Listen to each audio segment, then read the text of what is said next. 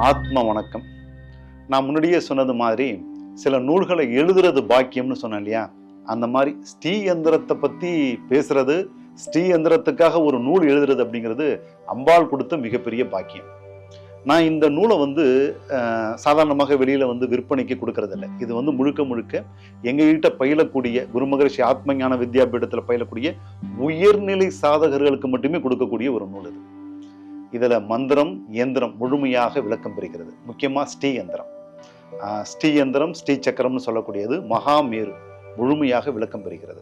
லலிதா மகா திருப்புர சுந்தரி, அதை சுத்தி இருக்கக்கூடிய ஆவரணங்கள் 9 ஆவரணங்கள் முழுமையாக விளக்கம் பெறுகிறது. இதை நாங்கள் எப்படி எழுதியிருக்கோம் அப்படின்னாக்கா, ஏதோ ஸ்ரீ சக்கரம் நவாபரணம் அப்படிங்கிற மாதிரி இல்லாம உடலோட சம்பந்தப்படுத்தி, உடம்புல இருக்கக்கூடிய சக்கரங்களோட தொடர்புபடுத்தி. ஏன்னா நம்ம சகசிராரம், ஆங்னா, அநாகதம், மூலாதாரம்லாம் பேசுறோம் இல்லையா? அப்ப அதெல்லாம் என்னது? அதெல்லாம் அப்ப வெளியில தான் இருக்குதா, உள்ள இருக்குதான்னு நிறைய விஷயங்கள் பேசப்படுது இல்லை?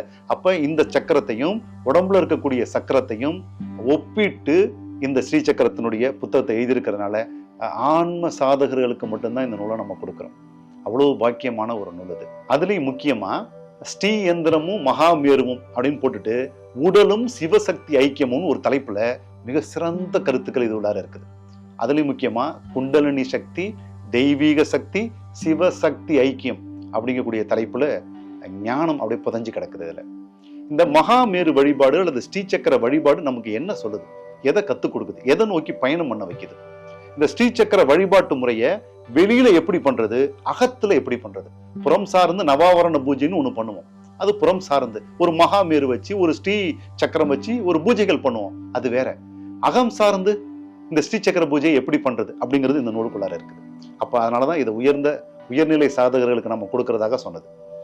அப்ப இப்படிப்பட்ட அற்புதமான இந்த ஸ்ரீ சக்கர வழிபாடு, அதாவது அகம் சார்ந்து செய்யக்கூடிய வழிபாடு சார்ந்த இந்த நூல், இந்த கல்வி ஞானம் உங்களுக்கு அம்பாளுடைய அருளால மிக விரைவில் கிடைக்கணும் அப்படிங்கக்கூடிய ஆசீர்வாதம் குரு மகரிஷியினுடைய.